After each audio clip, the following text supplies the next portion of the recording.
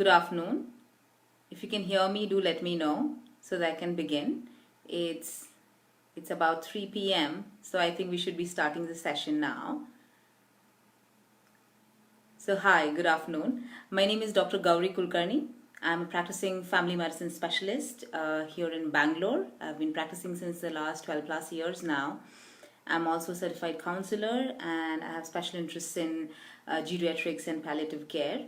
And today, I'm glad I have this opportunity to talk to all of you about emotional and mental well-being in the time of crisis.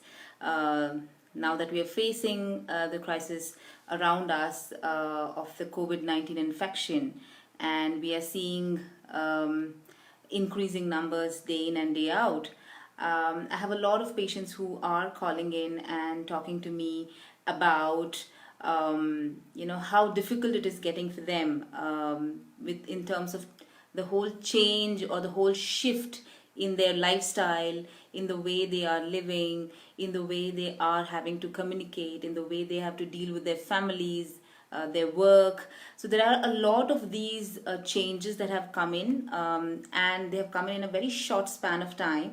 And a lot of people are going through, a lot of upheavals when it comes to their emotional well-being and their mental well-being, and that is what we are going to talk about, right? So I know a lot of people who are kind of getting adjusted to the whole new experience of the way we are living, in that sense. The whole experience of how we are conducting ourselves, being at home under the lockdown, trying to take care of our day-to-day routines, trying to see that we are productive at work when we are working from home, providing enough for our family, for our loved ones, ensuring everyone's safety, taking care of self, and at the same time ensuring that everyone around us is keeping safe and healthy. I think that does take a toll on all of us, and it's a good idea for us to kind of think of how we are dealing with our own emotions and our mental well-being. A lot of people during in the last few weeks of lockdown have come up and spoken about their anxieties, about their worries, about their fears regarding the disease itself. I'm sure all of you know about the COVID-19 infection, and I would not go into talking about the infection itself. And I'm sure that all of you are following the precautionary and the preventive measures, which everyone knows the government has been telling us to do this day in and day out. I hope that everyone is following it. Be it staying indoors, not stepping out, following hand hygiene, following etiquettes of sneezing and coughing, not touching your face and mouth very often, ensuring that you wear a mask always when you're stepping out, ensuring that if you have any symptoms, reaching out to a doctor over a phone call, or clarifying your doubts about any health issues at the earliest, I think are all important steps that we must take to ensure that we are taking care of ourselves in terms of reducing the risk of getting the infection, right? Now, a lot of people are facing a challenge when it comes to these anxieties of, what would happen if I do get this infection? What would happen? How will I take care of my loved ones?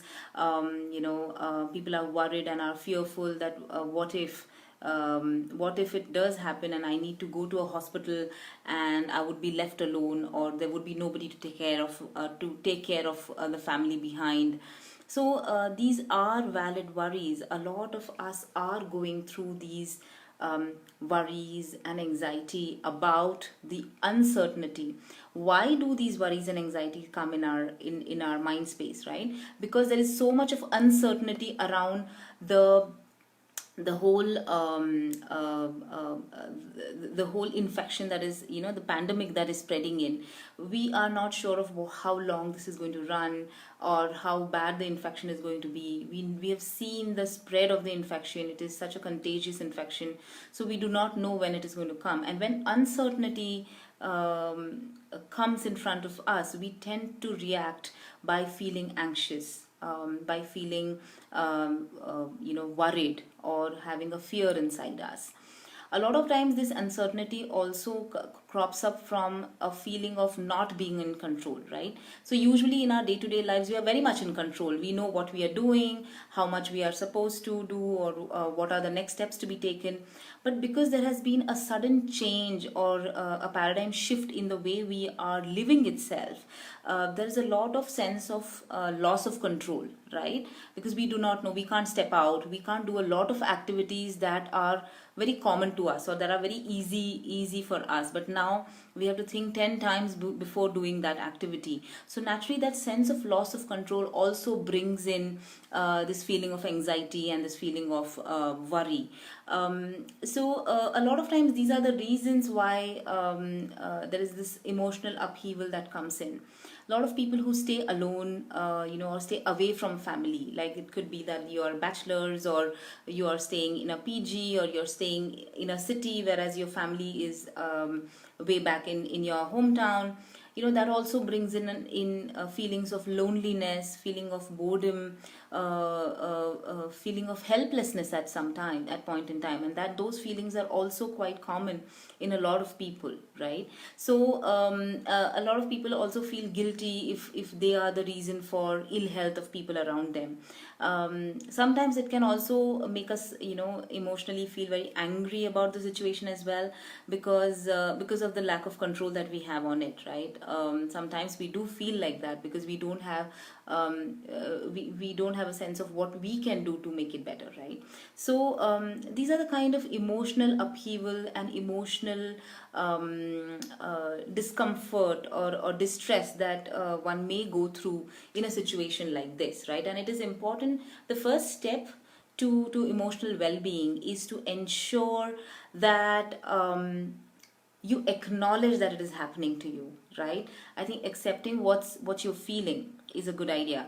So I think one of the things that are very common approaches to emotional well-being is to first kind of sit back every day for about 5-10 minutes and kind of just go through your mind to see if there are any kind of negative feelings or emotions that are running, be it a sense of worry, a sense of anxiety, sense of fear, loneliness, boredom, anger, guilt, any of this. If you're going through this, it's a good idea to kind of reflect back on it and see what exactly you're feeling.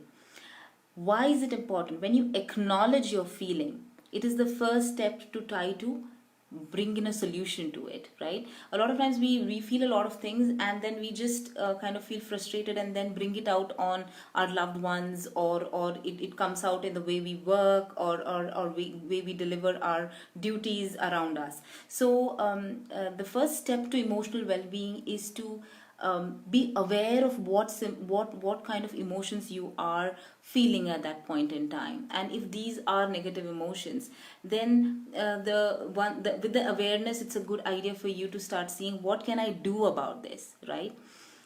In a situation where there is uncertainty, in a situation where there is a sense of loss of hope, or loss of control, we need to kind of put our mind to what things are there that is in our control. So to give you an example, we may not be able to control the number of infections which are there in the community, but we can control how we can protect ourselves from that infection. For example, I can't control what is happening outside, but I can definitely control how much hand hygiene I can put, how correctly I wash my hands, or how often I wash my hands. I think that is something that is very, very much in our control, right? So you need to figure out things which in this uncertainty are still in your control. Things like what can happen at home, right? How you take care of your daily routine, how you can take care that things happen on time at home, which could also mean things like, is there food on the table, is the home kept clean, are we disinfecting and our surfaces and keeping everything proper, are we taking care of, say, other family members, be it children in the house, be it elderly in the house, are we taking care of things which are in our control and which are our responsibility. I think when we start focusing on it, a lot of times our negative energies get directed towards productive output, right? And that helps us in kind of not getting distracted emotionally and then channelizing your energy into a productive activity. Okay, so that really helps. So the first step would be to acknowledge what you're going through.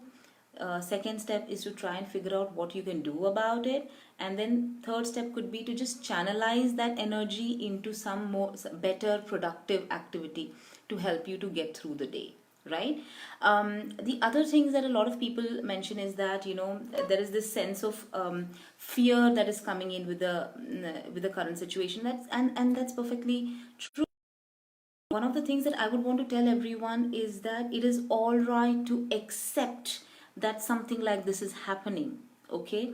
Because it is not in our control. So it is all right to first accept the fact that I am feeling the fear inside, okay? Or it is okay to accept the fact that there is an anxiety element going inside. Once you accept that, then you go into the action mode of seeing what you can do about it, isn't it? Instead of living with that fear, it's you know, by accepting it, you may be able to take the step. So what can I do to not feel this fear? What is it in my control? I think that really helps to kind of you know, move from a feeling place to a doing place, and from that feeling place to a doing place, I think makes a lot of brings in a lot of change, because then you are in action mode, and thereby it helps you to focus on an activity which will be productive. Right now, the other thing that a lot of people are mentioning is that have asked me is that what we can do to maintain our mental health. I think a few points that I would want to give is, when you want to maintain your mental health, the first step is to try and maintain your physical health. Why is that important? Because when you're physically better, you invariably feel better in your mind. Okay, so I think it's important for you to also focus on your physical health. What does it mean? That you need to see that you eat correctly, eat a balanced meal, see that you eat on time, drink enough water, adequate amount of hydration should be there. Ensure that you're exercising and putting in some amount of physical activity on a daily basis. How does that help? It helps to release a lot of good hormones, feel good hormones in your body, which helps you to kind of battle this stress and anxiety. It also helps you to sleep better. Sleep also is a good idea. You know, when you sleep well, you tend to feel more energized and right, and that also helps you in essentially having a good mental state of a good state of mind. So I think the first step to maintaining a good mental health is to have a good physical health, right? I think that is extremely important. I keep telling everyone about this, right? So eat right, exercise, drink enough water, see that you're sleeping well, try to de-stress. Okay, that's when you come to your mental health. Now, every day, I think when it comes to mental health also, it's a good idea for you to every day have a what we call as an emotion check. Understand what's running in your mind, and then trying to figure out where it is coming from, and then try to correct it. A lot of times we are so hooked on to social media, to news. You know, you get so many updates and notifications on your phone on a regular basis, and every time a bad news comes in, it triggers a anxiety kind of a feeling in the in your subconscious mind, and that makes life more difficult, right?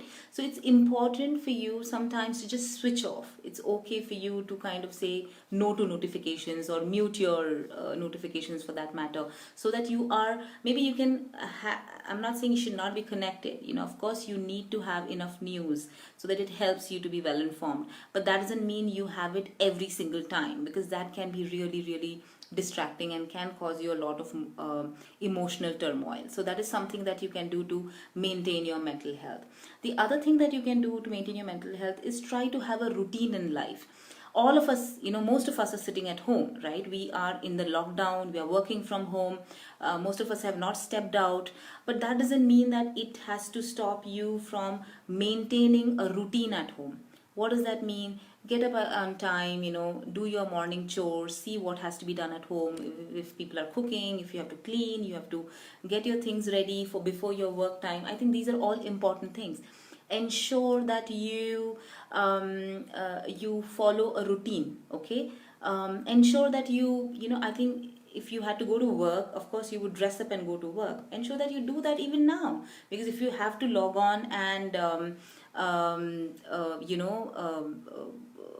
what do you call, start your work, and start putting in emails or some other work that you're doing on when you're working from home, it's a good idea to dress up and be ready. Have a bottle of water with you, have your things on place, have a space dedicated. That kind of helps you to focus and have your mental faculties focused at what you are supposed to do at that point in time. And it definitely helps you, because then it helps you to kind of get on with the day and do what is required for you to finish your work on time, right? A very good idea is to always see that you have checklists ready, right? What needs to be done at home, what needs to be done at work.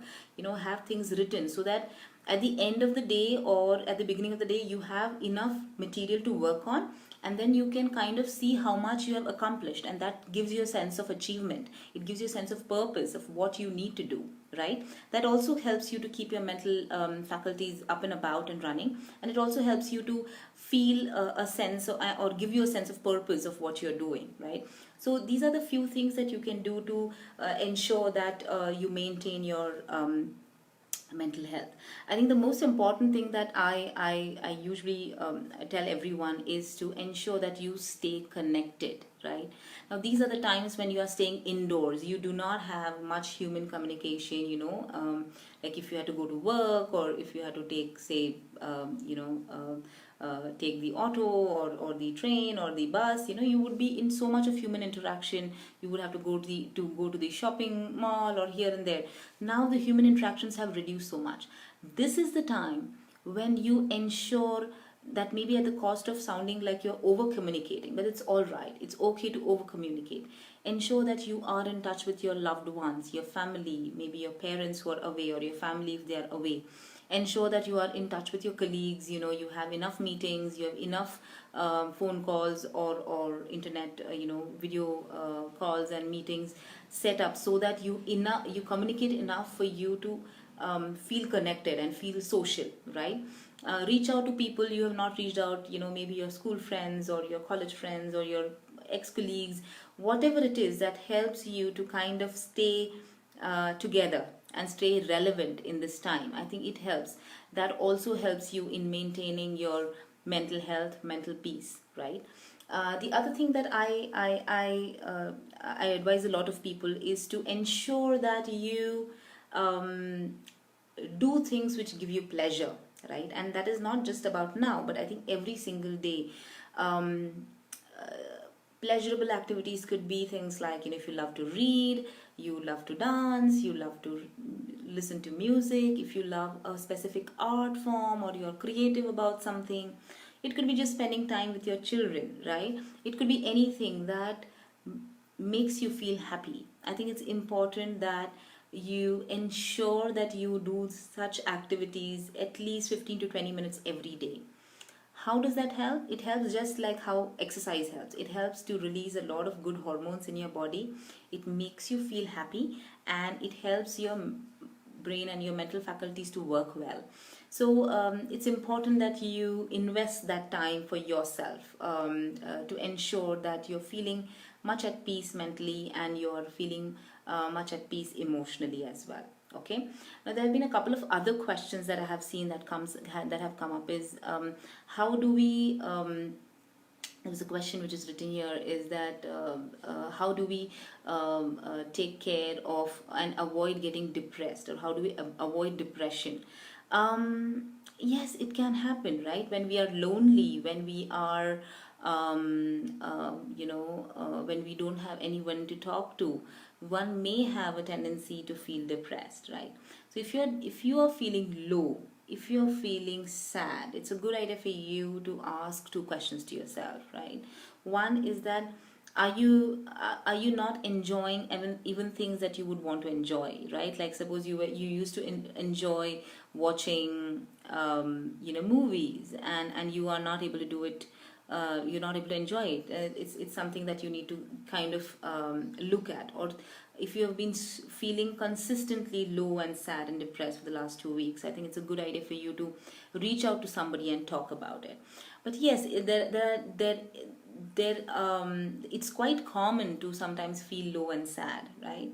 However, by taking the right steps, that is focusing on activities, doing pleasurable activities, talking it out, I think the best thing for a lot of our emotional turmoil is to just express it, right? Once we acknowledge what's happening inside, once we kind of talk about it. Now you can reach out to your family members, you can reach out to loved ones, you can reach out to colleagues, you could reach out to friends. If not, then also it's a good idea for you to reach out to, say, a professional counselor or a doctor who might be able to talk to you and understand what the problems are, and then give you some kind of coping strategies or some way in which they can help you in understanding where your emotional levels are.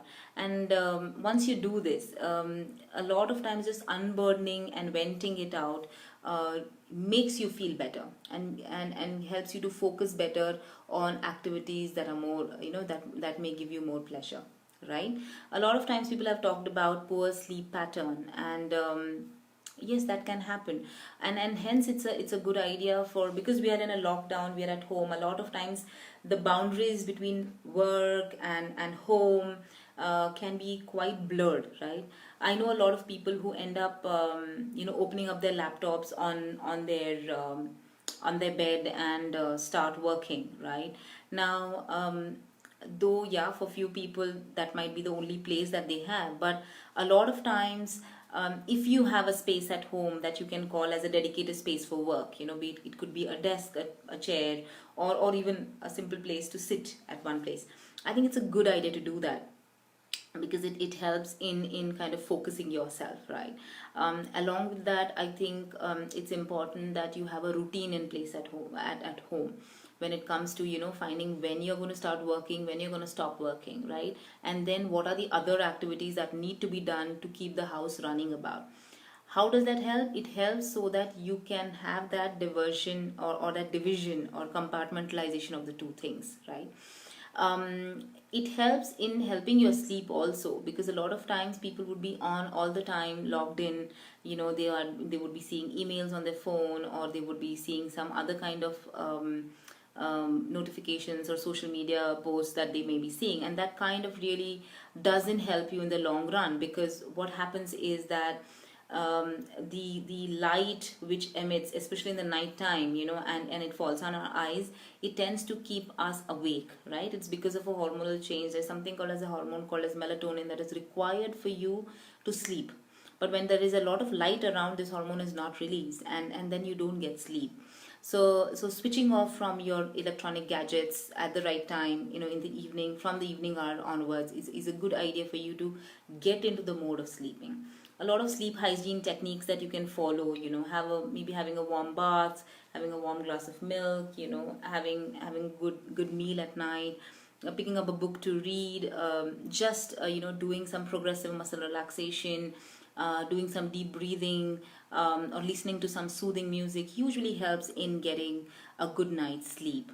So you may try any of these and help yourself in terms of getting the sleep, but I think it's a good idea for you to kind of keep your bed as a place where you sleep and do nothing else. That also I think is very, very important, so that there is this kind of separation between your work and your sleep and your other household activities as well, right? So there are other questions that I'm seeing about some people asking about throat infection, and am I at risk of having SARS-CoV-2? Okay, so let us understand what are the symptoms of coronavirus infection, right? So we understand that the infection is called COVID-19, that is coronavirus 2019 infection. It is caused because of the SARS-CoV-2 virus. Now, the symptoms can range from mild form of symptoms to very severe, It could be fever, irritation in the throat, dry cough, to breathlessness, a tightness in your chest, to a bluish discoloration of your lips and fingertips and toes. It could be any of these, right? So, but understand that throat infection as such, or irritation in the throat, difficulty swallowing, pain in the throat, can be because of many other symptoms as well, right? It could be a common cold, it could be a flu, it could be a bacterial infection.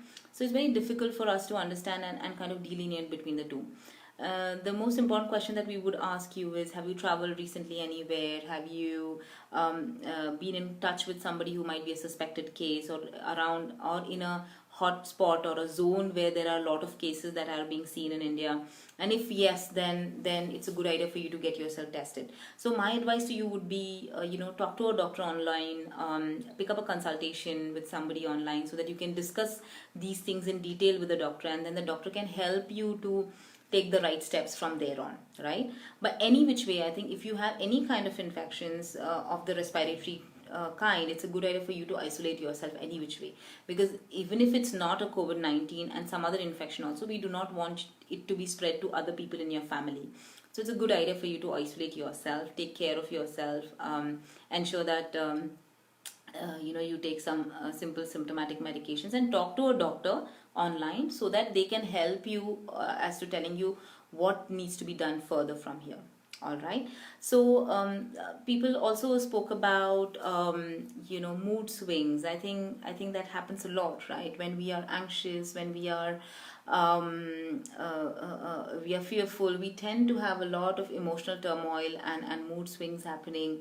And this also can reflect on our relationships at home. So suppose you have a spouse, or you have a child at home, it kind of, the stress kind of shows up on people around you as well. And I think it's important for you to be mindful of this and acknowledge that maybe some of this thing is happening to you, and if yes, it's a good idea for you to talk to someone and open up about what you're feeling, and then maybe get some kind of a understanding as to what more can be done about this, right? There's a question about vaccines, when we will get it, we're not sure yet. There are vaccine trials going on, and I hope that I really hope that we have something coming in soon, but I think it's still many, many months away. So till that time, we have to be staying indoors, we have to stay safe, we have to take care of ourselves, and hope that we don't get the infection. And if we do, or if we have any symptoms, to report it immediately so that we can take one is to take care of ourselves, but also to take care of community by reducing the spread. Okay. There are somebody asking about doing more testing like other countries. I think yes, government is trying and getting more test kits made available so that we can do more testing at a higher rate.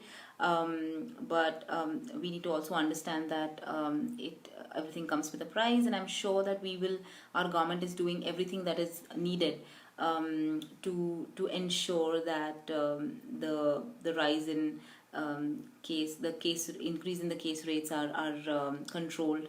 But I think it's important that all of us at individual levels do what is required to ensure that this infection doesn't spread, right? So so somebody asked a question about any chances to come out from COVID-19 till 3rd May. Very difficult question, and I would not want to answer that in the sense that if everything would get better. I'm hoping that things get better, but what we need to do is continue doing the right thing, right? Continue following all the precautionary measures that we are supposed to, and ensuring that we take care even after the lockdown is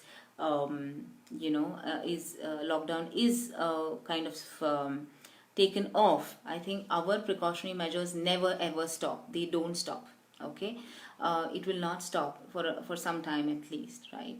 So when would India get COVID-19 free? I think it's some time. It'll take some time, right? It depends on how good we are with following instructions, right? Everyone. See, it's not just about one individual. It's not about one community. It's about everyone. Each Indian has to follow staying indoors, follow the lockdown procedures, or follow good self-care, self-hygiene, follow everything that has been said. Even if there is one person who doesn't do it, he or she is capable of spreading the infection quite a bit. So I think it's important for all of us to remember that. Till such times, I can't be sure, but I can only pray. I can only pray that things can get better soon, right? Somebody said about feeling restless and anxiety a lot and not able to sleep. That can happen with a lot of people, isn't it? And a sense of restlessness inside can happen because we are uncertain. As I mentioned, that a lot of times these symptoms come because of a sense of uncertainty inside, because of a sense of loss of control inside, because we do not know what's going to happen tomorrow. So I think the best thing to do is to kind of focus with what is work at hand, right? Focus with the be in the moment and do what is appropriate for that time, instead of kind of putting our thoughts into what may happen tomorrow. If we can focus on the present, when I say focus in the present, as to what activity we need to do at home, what activity we need to do from a work perspective, what activity we need to do in terms of our family, taking care of people, loved ones. I think that kind of gives us a purpose, that kind of gives us hope, and that is something that we should look forward to and do every moment. And once that happens, it will be it's an accumulated moment to moment which gives you pleasure over a period of time, right? A lot of times, what can happen also is that people tend to feel more angry, right, because of that sense of loss of control. And some people may feel fearful because of that. Some people actually start showing anger because of that, because it's not in my control, and I tend to feel more angry, right? That can happen. I think the first thing that all of us need to do is to acknowledge that we are feeling that anger, and where that anger is coming from. That anger could be coming from a sense of helplessness. Sometimes we do feel a lot of helplessness inside, and that can be a simple reason why we are showing our anger to our family people. So it's sometimes just verbalizing the fact that I do feel helpless helps a lot in reducing our anger, and then kind of trying to see what we can do to reduce our helplessness, or what measures we can take, in the sense of activities that we can do to have that sense of control over ourselves, and maybe that can help in reducing anger. A lot of times anger management can also be done very simply by just stopping ourselves and doing like a 3-3-3 rule. It's a very interesting thing that you can do if you're feeling anxious or even angry. A simple thing that you can do is, if that emotion is very overwhelming inside, just think of 3 things around you. Think of, listen to 3 sounds around you, and think of 3 people around you, right? Just doing that, it kind of helps you to focus, right? When you are looking at 3 things or listening and saying, what am I able to hear around me? It could be the tick tock of the clock, or the fan going around, or some some rustling of some papers or something like that. It's a good idea to kind of focus on something, and that helps to bring down our anxiety levels, bring down our anger levels, and help us to be in that moment and calm ourselves down. So that's also something that we can do. Some people have asked about medical conditions like high uric acid, hyperuricemia, tingling in legs and hands. I think, sir, I would definitely want you to take up a consultation online, talk to a doctor. Maybe if you have any reports, share it with the doctor, so that they would be able to help you out better in understanding these symptoms, and helping you, in whatever medications or treatment measures, or what is the management plan that they would give you. So do that, I would say. A lot of times people do have the sense of, I feel very drained, right? So these anxieties and restlessness can also make you feel very low on energy, and that is quite common. That's quite common for all of us. So the one thing that we can do is to try and figure out a methodology where we can calm ourselves down. So I think a lot of time, breathing techniques, doing some form of pranayama, or doing some form of yoga or stretching kind of helps to focus better. So there is an entity called as progressive muscle relaxation. You could read up a little bit more about it, but the basic tenet of this particular procedure is that, by calming your body, you are able to calm your mind down. So you could read up, you could just find it online about how you can do progressive muscle relaxation on yourself. It's a very self-help thing. You can do it at home yourself, but by just reducing your anxiety levels in the body, in your physical sense, you can actually calm your mind quite a bit. And I think it's a very, very good idea for all of us to follow this. Many times, to reduce our anxieties, we can also do things like you know recounting memories and going to our happy place. All of us, if we had to close our eyes and think of happy memories or a happy place, be it in our childhood, be it in some travel that you had done, or anything, or an episode which had given you immense sense of happiness and sense of peace. I think that is something that you can revisit. These are the memories that you can revisit to calm yourself down, give you a sense of peace, and a sense of contentment inside, and it helps you to kind of be able to carry forward with your day-to-day activity. Right.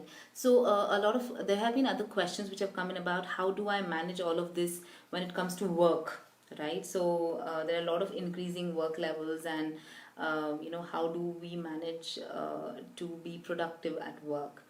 I think few things that you can do when it comes to work is to understand that work is a part of you and not you yourself, right?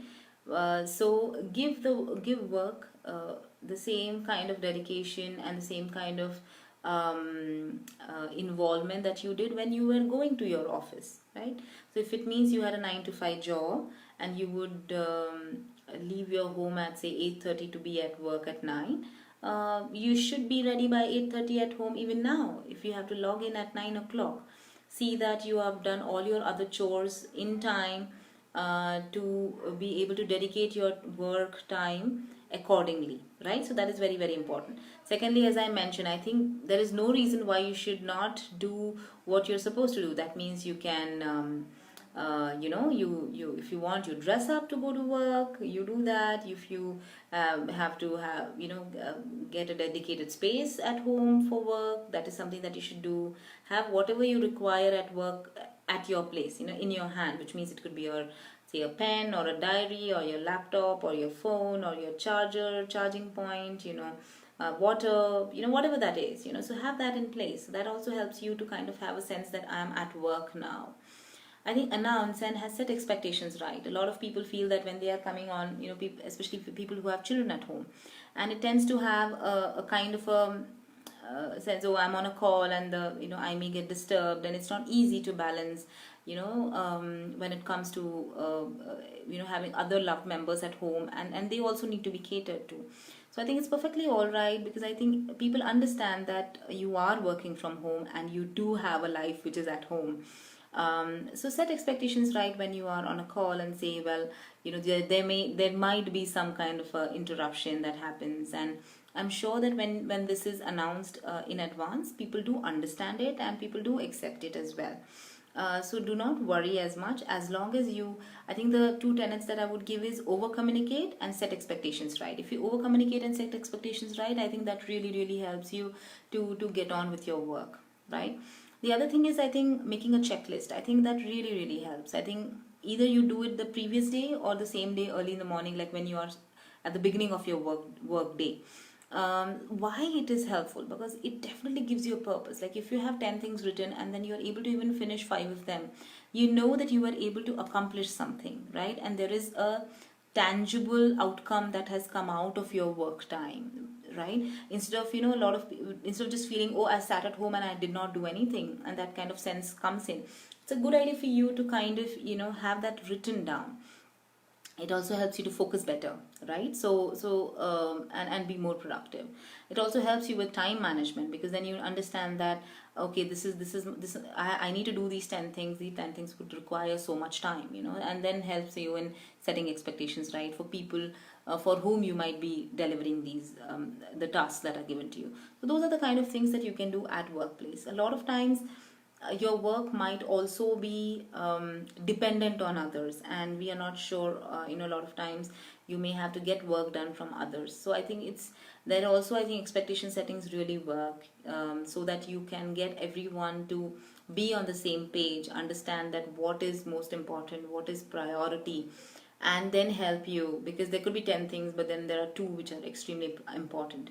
And I think that really helps if you can prioritize what you are going to do, to make you feel as if the outcome was tangible, or there was some objective result at the end of the day, right? There are a few things that you can do at from a work perspective to keep up with the times, and keep up with the difficulties.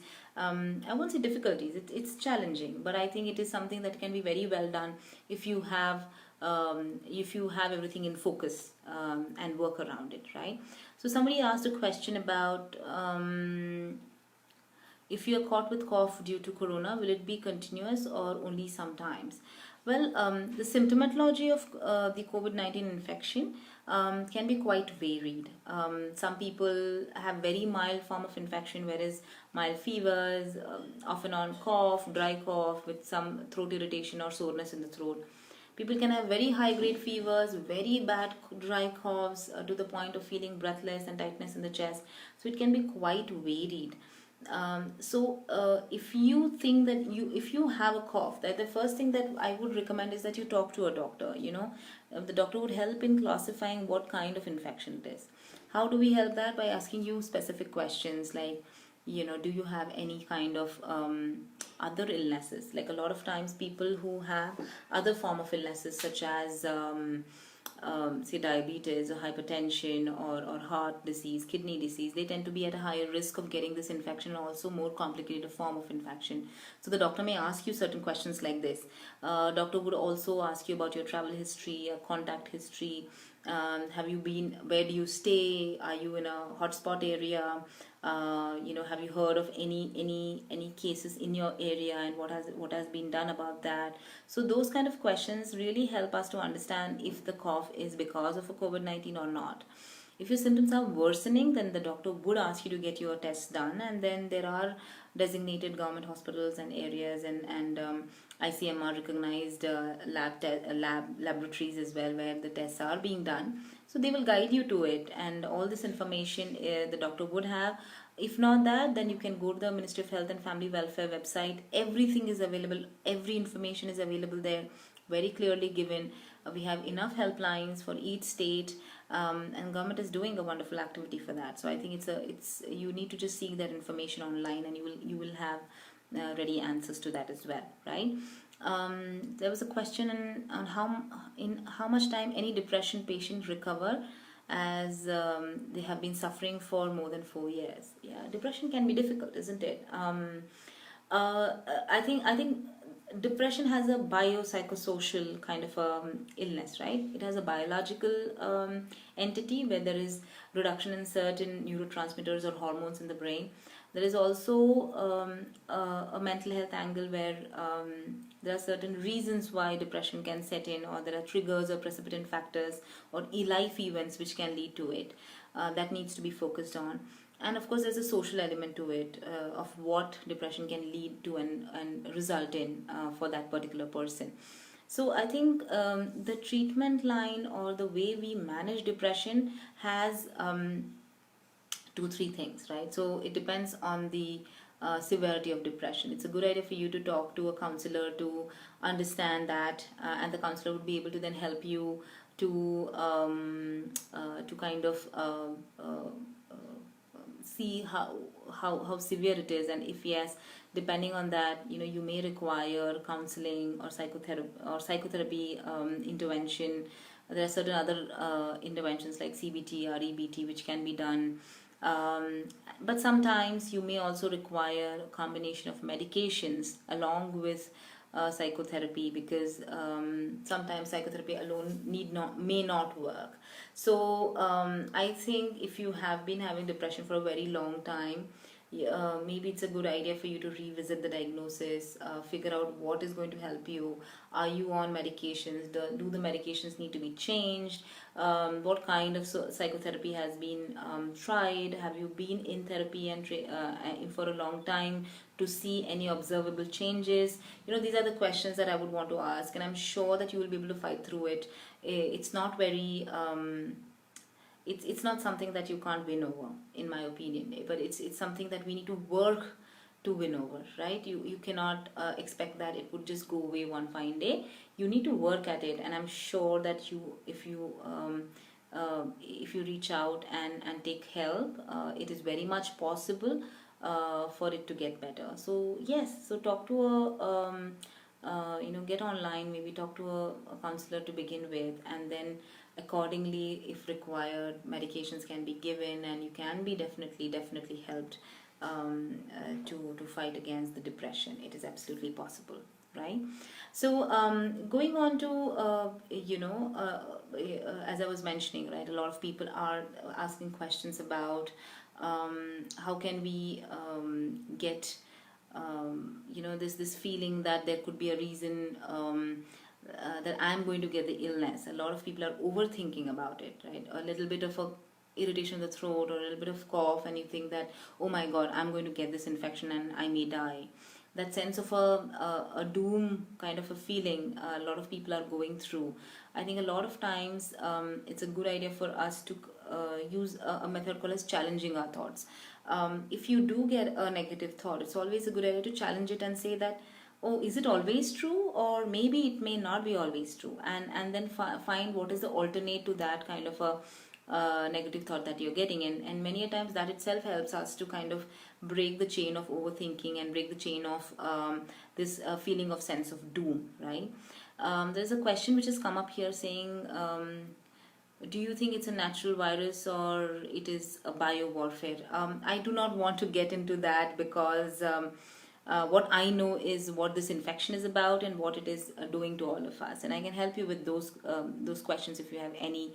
Where it has come from, what are what are the reasons for it? These are all speculations, and we do not know really. So we can only speculate about it. So rather, what we can focus on is the things that we know, right? Things we can know are what are the symptoms, what we need to do to prevent it from getting to us, and how we can take care of ourselves at a physical, mental, social and spiritual level to see that it doesn't come to us or stay with us, right? So that's how it is, right? So there's somebody who asked a question about how can we maintain social distancing in a workplace where there are so many people in, like, office. Currently with the lockdown, I think it's very important that I think the government has given very clear that you cannot have crowding in a workplace. So do talk to your employer or wherever you are and working, that it cannot happen that you can have crowding. I think when the lockdown is going to be pulled out also, it's only going to be, I think, at to start with maybe only 25% occupancy, and then 50%. You cannot have all seats occupied, because that just can't work, right? If you are in a workplace where work from home is a possibility, then I think your employer should adopt that and try to figure out a method to reduce the risk of spread.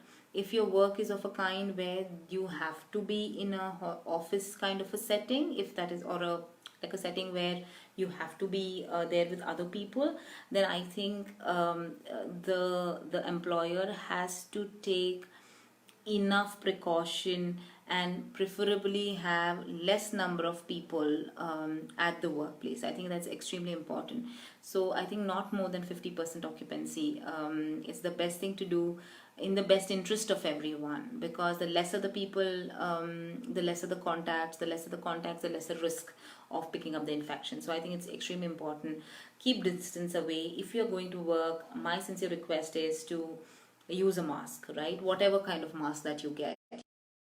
That's great. If you have a surgical mask, that's great. If not anything else, just cover your mouth and face and nose.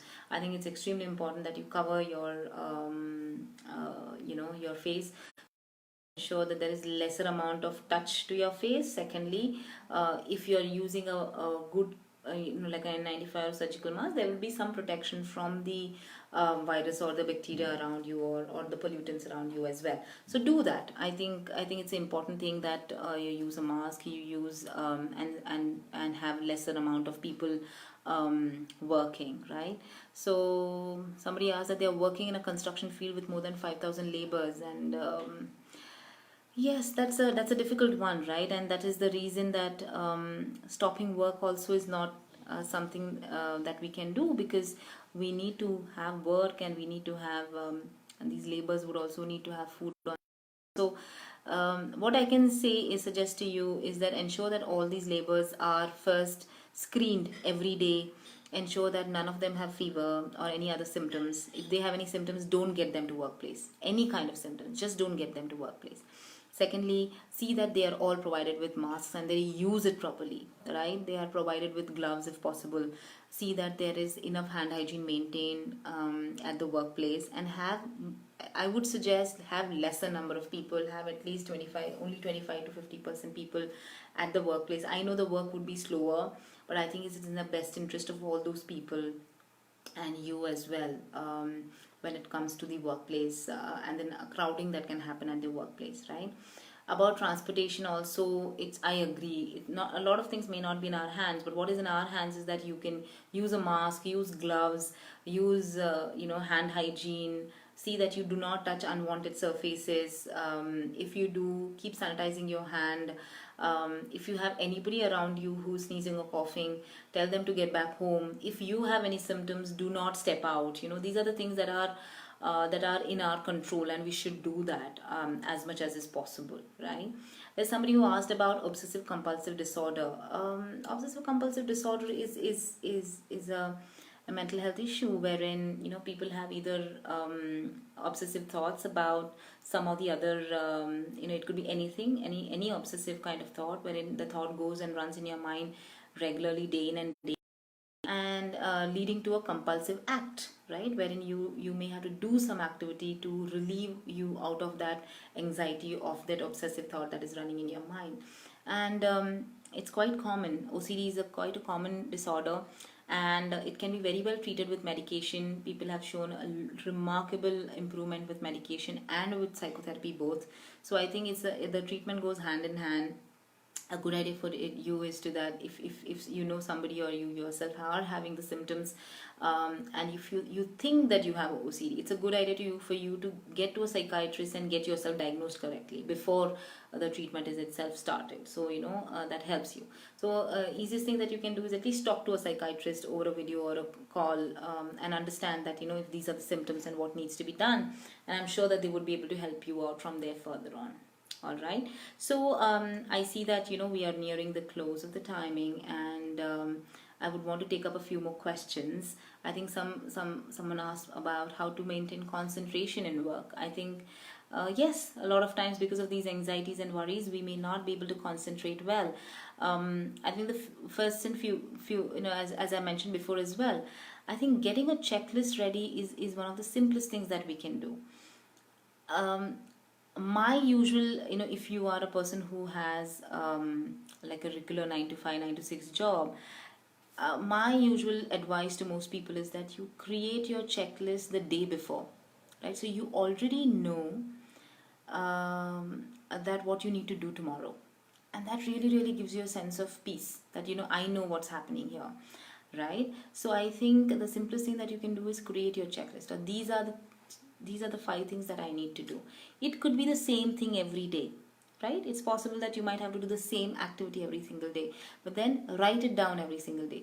What happens by the end of the day, you can actually tick box and say, okay, all these 5 things were achieved, right? So you know that when you are doing something like that, you know that these are my targets and this is what I need to achieve. When you do that, right, it's just a sense of achievement. You would be able to concentrate at work better, because you know that these are the 5 things I have to concentrate on, and not too much. Because what happens is when you're at home, you have 10 other things to do. Oh, I have to cook food. Oh, I forgot to order this, or I forgot to do this. So you might have 10 other things also. So especially with work, you could just have a checklist made. That really helps you to kind of focus better at work. The other thing is, I think having a dedicated time for work itself, right? A lot of people are just logged in and then they are available all 24/7. That doesn't work. Have your time slotted out, right? Have that time slotted wherein you would work. Have a dedicated space for work at home if possible, or a small place like where you would sit always and do the work. But you know that that corner is my work corner and that corner is nothing else, right? Do not mix your sleep space from your workplace or your eating place from your workplace. Then it kind of it becomes difficult. Then one overrides the other, so you would not give the other thing importance, right? And that tends to happen. So these are the few techniques that you can do to maintain concentration. The other thing that you can also do is take frequent breaks. I think it's very, very important that you stretch yourself, which also helps you in focusing better. Have a sip of water every now and then to understand that you are taking that break that you deserve and is needed for you also, so that you can concentrate back on work. Because if you're staring at a screen throughout, it tends to kind of break your, and it's quite monotonous as well. So I think taking frequent breaks also helps in concentrating at work better. So these are the few things that you can do. So there's a question about people getting tested again and again. I'm not able to see the question. That people who have been completely cured are being tested positive again, and are asymptomatic and yet positively tested. Yes, it's yes. So see, it being a new virus, a lot of times new things are coming up, and they are seeing that either this is a reinfection or it is the same infection which is still. Now the thing is, we need to understand what tests were done. See, there is something called as antigen test, and there is something called as antibody test. Antibodies are something which are our fighter cells which are created, right? These are the cells. Any infection you have, there will be a fighter cell which is created to kill that infection, right? Now, initially, when any new infection comes to us, that may not be something that the body knows about it. So, body takes time for those antibodies to be formed. So the antibody test would be positive for a very long time, okay, even if you don't have the infection. If the antigen test or the PCR test is positive for a longer period of time, that is something which is of a worry, because then that is the test which shows that you are still carrying the active infection. Okay, so you need to understand which test has been done. Antibody tests are usually normal. Antibodies would last in our body for a very long time, because that is the only way that we can fight the infection again and again as well. Okay, now there's somebody who said that they are not sure of taking medications for depression, because people might label them. A lot of times there is a lot of stigma about mental health, about depression, and about other things as well. And a lot of times people do not understand what's happening, right? People do not understand that depression is like any other disease. Like you get a fever, right? So depression is no different from that. So medications are required to help to increase certain neurotransmitters or hormones in our brain that are required as hormones to make you feel better. Okay, so there is a very wrong notion that mental health issues are something bad to happen. It can happen to everyone. You would not believe that one in four in are those who have experienced some level of depression in their lifetime. So all of us who are talking right now, who are on this session, have experienced some degree of depression at some point in time in their lives. So it can happen to anyone, and there is nothing less. If there is requirement for medication, please do take it after duly talking to your doctor and getting a proper advice, and then getting a proper prescription. So if your family has any issues, it's a good idea for you to get the family to talk to the doctor, so that the doctor can explain what the issue is really. What is depression all about. A lot of times people do not know what is it, and hence they ignorance leads them to kind of label or use inappropriate terms for this disease, right? So get your doctor and get the doctor to talk to your family as well, and I'm sure the doctor would be able to explain it quite well to your family as well. So all the best, and don't worry about it. Somebody has asked about post lockdown period and what we can do. See, I think it's important that if you are getting to the offices, I think, in my opinion, the offices should have a, a 50% occupancy. You cannot have a full office running, because even though the lockdown would come down, the infection would still be there. It's not that it's going to magically go away in the next 3 weeks. Okay, so we will have to take enough precautions. So if you are at a workplace, I think if you're stepping out of house, have a mask, have gloves. I think these are the basic things that you can have. Have a sanitizer or a soap and water readily available everywhere. Do not see that in your office space. If you get all the high touch surfaces areas cleaned regularly, right? So you should disinfect the office. So do not have the finger swiping machine, or do not have meetings can still be, don't have people coming in together in close quarters. You can still have meetings. Even if you're in the office, you can still have meetings virtually. You don't need to sit face to face for meetings, right? Those kind of things have to be taken. Have that, do not have crowding.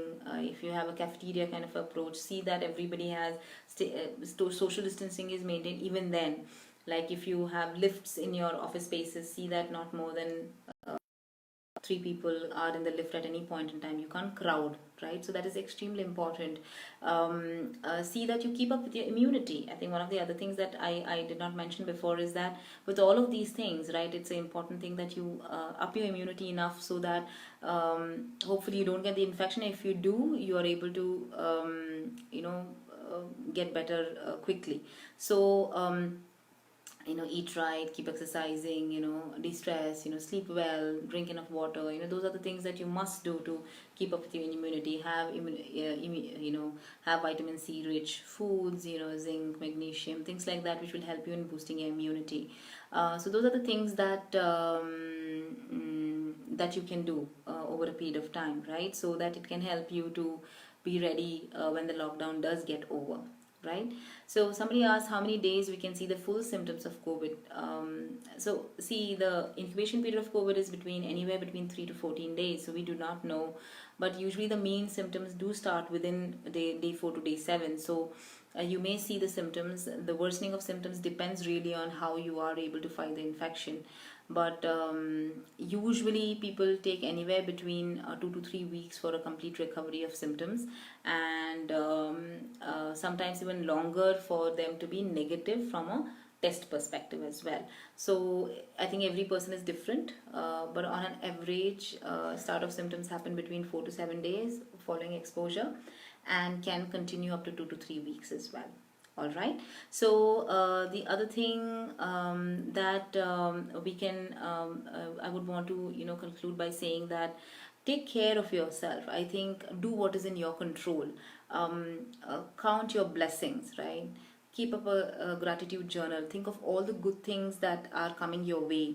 Think of all the people that you're surrounded with, and be thankful for all the good things that you have.